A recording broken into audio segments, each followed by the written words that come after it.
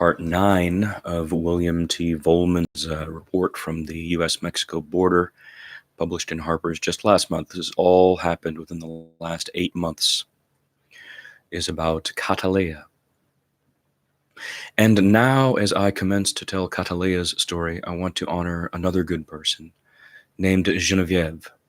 Kataleya was a beautiful tea girl with a dreamy half-male voice who lived with 5 others near South Tucson in the home of her sponsor, the quiet, artistic, horse-loving Genevieve.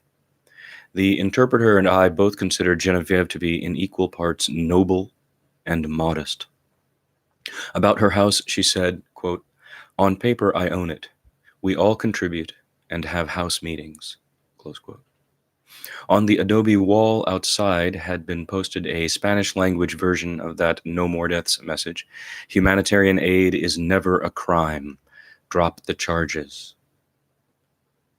We sat around the kitchen table with a calendar of Aztec lovers on the wall, not far from 3 nested baskets, one of garlic, one of little potatoes, one of lemons and limes, then some shelves of pumpkins, squash, corn, and onions. Genevieve poured coffee and hoped we could stay for lunch, and Kataleya was out and free, maybe forever. While I watched her fingers as she fitted them together with her lovely black hair knotted on top of her head, Kataleya began, quote, "I left my country because of delinquency. Ever since I was 12 years old, it became hard to leave the house because people would start giving me bad looks and saying things to me and starting to accost me physically. So then I had to go to Mexico and leave my country to protect my identity and my safety," close quote. "Did you take any hormones before you left Guatemala?" Quote, "Yes. At 14 years old, I started taking them. When I got to Mexico, I started injecting hormones and going through a lengthier process," close quote. "Were you able to get them openly?" Quote, "I always went to the pharmacy, and they always sold them to me," close quote. The stuff was called cuerpo amarillo, which means yellow body. "How old were you when you went to Mexico?" 20 years. "Did you go by yourself?" "Yes." "What made you decide to go to Mexico and not to another country?" "It was the closest country in which I felt I could be free." Then what happened? Quote, "I was in a shelter. I suffered discrimination, sexual abuse, as also in my country, and so I came to the decision to go where I could be safe and study and also work, because people with my identity, they don't give work to," close quote. "How did you support yourself in Mexico?" Quote, "At the shelter, they gave us food," close quote. "How long were you there?" Quote, "I got there January 17th of 2017 and left in May," close quote. "Then what happened?" Quote, "I met my sister, Genesis, a transgender woman from Honduras. So we decided to come north looking for liberty. We met an activist, a trans woman, and we decided to start our own caravan. It was the first transgender woman caravan of 2017. 16 people," close quote. "Where did you meet the others?" We met some in some other shelters, and then we picked up some more, and then in Saltillo, we picked up some more, and others came from Chihuahua, and some from Mexicali. There are a couple of notes here. Genevieve identified that place as, quote, "south of Nuevo Leon, smack in the middle of northern Mexico," close quote. That's Saltillo. And the other one is, "Here I mentioned that I often saw transgender streetwalkers in Mexicali." She replied, quote, "Unfortunately, trans women often have to work in prostitution because there are no other jobs available to them," close quote. "It was in Nogales that we all got together, 6 gay men and 10 transgender women in the Kino shelter. That's where we were after we turned ourselves in," close quote. "So you met Father Sean?" "Yes." "What do you mean that you turned yourself in?" Quote, "We turned ourselves in to immigration to ask for asylum. It was a really hard process to go through. We had to say goodbye to the male members of our party. We had to get split up. We knew it would be a very long process before we could reach freedom," close quote. Quote, "Why did you have to split up?" Quote, "Because of U.S. laws. They did something else with the men, but the transgender women had to go to a special facility. Cibola, New Mexico, is the only facility for transgender women. We said goodbye to the other people. They put us off to one side. They checked us from head to foot. We were just trying to turn ourselves in a normal, orderly way. They took us and they chained our feet and our hands and our waists. They chained each one of us separately, and they took us into the refrigerator cells, as they call them, and there they started questioning us as to where we were from, what country we came from. They gave us those aluminum foil blankets, whatever they're called, and then we waited 3 days. And then they took us to Florence. They didn't give us food. We were all chained up. Some of us didn't have sweatshirts or anything, so we were really cold. And they put us in really cold cells. And we started yelling because we were cold, and they just made it colder. Close quote. How many in a cell? Open quote. The male members were still with us. They weren't separated until after Florence. We were all together in the truck that took us to Florence. Here there's a note. Amended for clarity from turned the air conditioning up higher. Okay, so she, in the quote, she said, we started yelling because we were cold, and it had been translated, turned the air conditioning up higher. They just made it colder.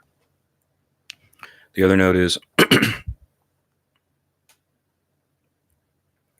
the interpreter suspected that the events mentioned in the rest of this paragraph occurred slightly earlier in the ordeal. Okay, so how many in a cell? Quote, the male members were still with us. They weren't separated until after Florence. We were all together in the truck that took us to Florence. They wouldn't let us go to the bathroom. They would watch us while we buttoned and unbuttoned our pants. They would make us pee standing up, not sitting down as we were used to. When we got to Florence, they gave us food. There were other people in this detention center, and we asked to be detained together. And they put us in a room including the gay men, close quote. Open quote, Florence is all male, close quote, the interpreter reminded me. Interesting. And then they took us all to Cibola, New Mexico. That's where they separated us, close quote. So they took them to the male one, where they were questioned in this manner, and then they sent to the only one that's for transgendered persons who are seeking asylum from oppression in their home countries. Since it seemed relevant to this matter of forced standing, I asked, quote, did most of them have a penis? Did most have the penis, close quote. Indirect answer, said the interpreter, who then translated, quote, on the truck ride there, we had to pee standing up because we were given no option. And then at Cibola, they gave us uniforms and put us in a room, and then we had no more contact with men, close quote. What color was the uniform? Quote, usually it's orange, but since it was our first time in the U.S., we were given blue ones. If you have already been to the U.S. and had been deported once, it's orange. Blue if you're a first-timer, close quote. When I asked what might be the purpose of the cold cell and other such needless subjections, she replied, quote, in my opinion, it was because of ignorance and racism against Central Americans. We turned ourselves in peacefully, in an orderly fashion, and they chained us up and treated us this way. Close quote. When exactly did they begin to chain you? Quote, right when we crossed the border from Nogales, they chained us up, close quote. Genevieve asked here that Kataleya and her compañeras all carried letters from doctors, or added here, Genevieve added here that Kataleya and her compañeras all carried letters from doctors in Nogales stating that they were transgender women who had been abused and tortured in their home countries and therefore should not be subjected to inhumane treatment. Quote, they just ignored them, said Kataleya. Quote, they always chained us up, close quote. When people had to move their bowels, did they unhook the chains? Quote, no, we just helped each other. They didn't unchain us, close quote. Hearing that for a moment, I ran out of questions. Here's a footnote. When I raised the matter with ICE, another spokeswoman wrote back, quote, allegations of ICE detainees being physically chained to one another while in their designated living area without access to the restroom is sick, factually incorrect. So they wrote allegations, but they got the verb wrong and ended it. The allegation is factually incorrect. ICE detainees are able to move freely in their designated living spaces without physical restraints. They have full access to the restroom at their convenience. ICE cannot research or provide individual comment on any allegations of medical mistreatment without the specific details, including the names and signed privacy waiver forms of the current or former detainees who have made these allegations. ICE is committed to ensuring that those in our custody reside in safe, secure, and humane environments and under appropriate conditions of confinement, close quote.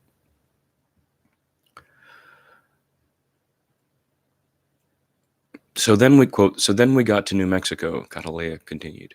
They took the chains off and they took pictures of us and began to question us about where we were from, and then we got the uniforms, close quote. What do you think was the purpose of the cold cells? Quote, the majority of us figured out that it was because they wanted us to ask to be returned to our countries and not to stay in the US. We had no other option but to endure it. We had no other option but to huddle up next to each other to get the little bit of warmth that we could, close quote. If you had asked to be returned, would they have done so immediately? Quote, they wait until they have enough people. If they almost have enough people to fill up an airplane, it might be the next day. Otherwise, it could take 3 days or something, close quote.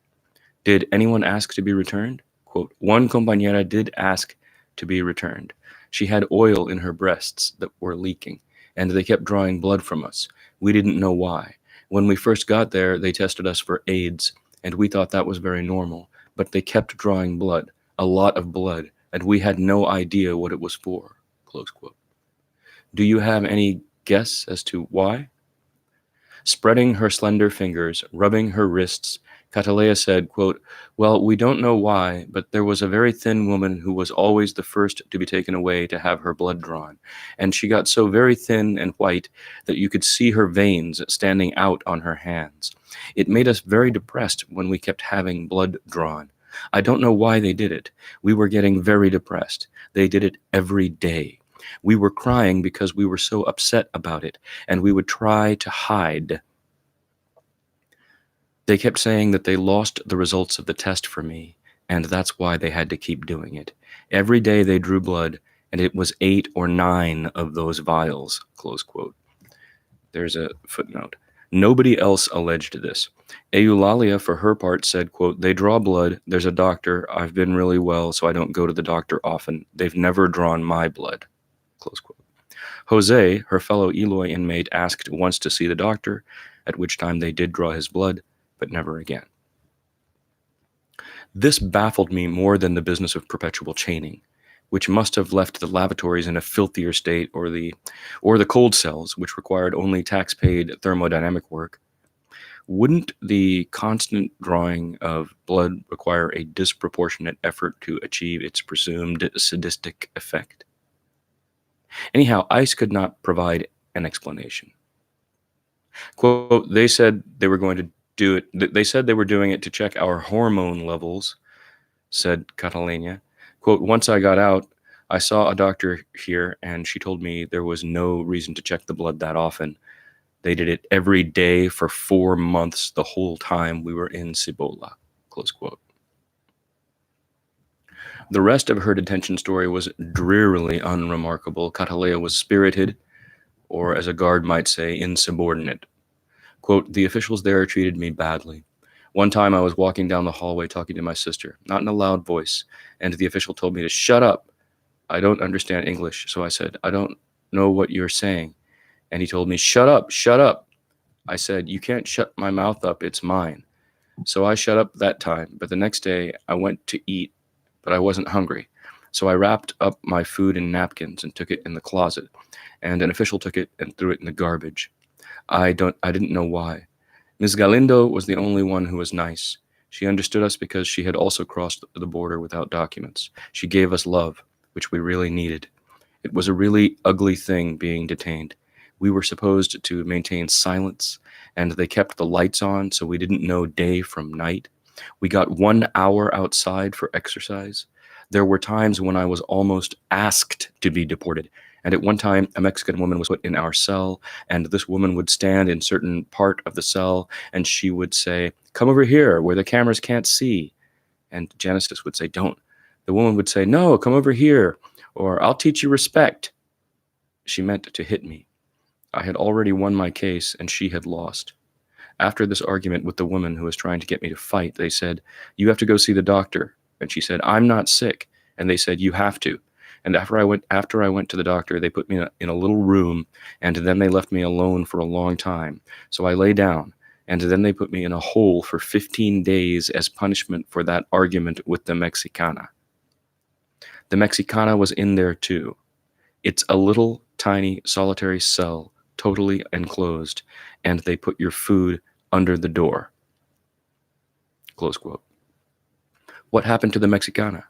Quote, they put her in too. Close quote. Could you hear other people in other parts of the hole? Quote, no. The only thing that happened was that officials would go by and peek in to see you were okay, and then bring food and knock on the door and push it under your door.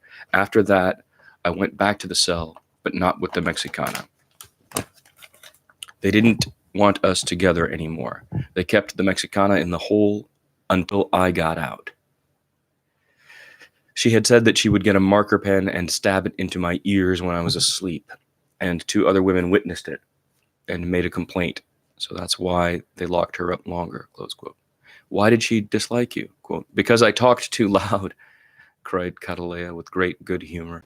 I do have a loud voice, and we were in a very enclosed space, so they could hear me all over. It sounded to the Mexicana like I was arguing or yelling when it was just my normal tone of voice, close quote. How long did they keep you there? Open quote. It was either the 16th or the 26th of August, 2017. I don't remember when we were released because it's better not to count the days. Close quote. Was it after Christmas? Open quote. Before Christmas. I came out on parole May 2018. Close quote. So it was something like 9 months. Open quote. On January 17, 2017, I left my country. Then I was in shelter number 72 in Mexico City. And then we started the caravan, heading for Nogales. We got to Nogales in August 2017. And in that same month, we asked for asylum. We didn't get our freedom until 2018. I was the last one to be out of detention of the transgender women, close quote. Why were you the last? Quote, it depends on when your sponsor can meet all the requirements to accept you, close quote. What happened on the last day? Open quote.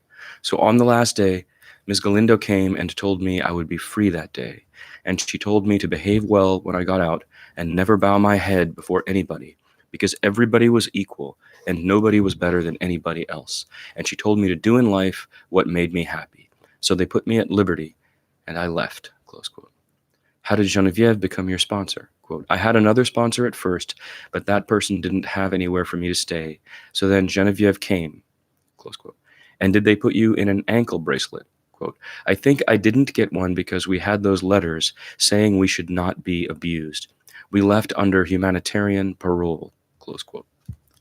The slender necklace was trembling on her smooth brown throat. She won her asylum after a year. In another year, she might win her residency permit. 3 years later, she could apply for citizenship. I asked what her protective document looked like, and she let me hold in my hands her laminated Department of Homeland Security document with her very own 9-digit admission number, then a 2-digit process number, and that blue stamp, USCIS, asylum status, granted indefinitely, Section 208, Immigration and Nationality Act, October 2nd, 2018. Above her male birth name, her date of birth, she was 22, and her native country. On the card's other side was a color identification photo and POE:TUC, presumably port of entry, Tucson. Since I wished to photograph her, she went to put on makeup. Genevieve said, quote, it's a wonder how quickly she transforms, close quote. She had always been beautiful. Now she looked like a model. I learned that Vogue had recently done a shoot of her. Quote, "What do you think of the US?" I asked, and she answered as I wished that all the migrants in this story could have. Quote, "I have liberty to work and study, and nobody insults me." Close quote. Kataleya's story, sorry for the clunk, by William T. Vollman. Next will be part 10. Thanks for joining me.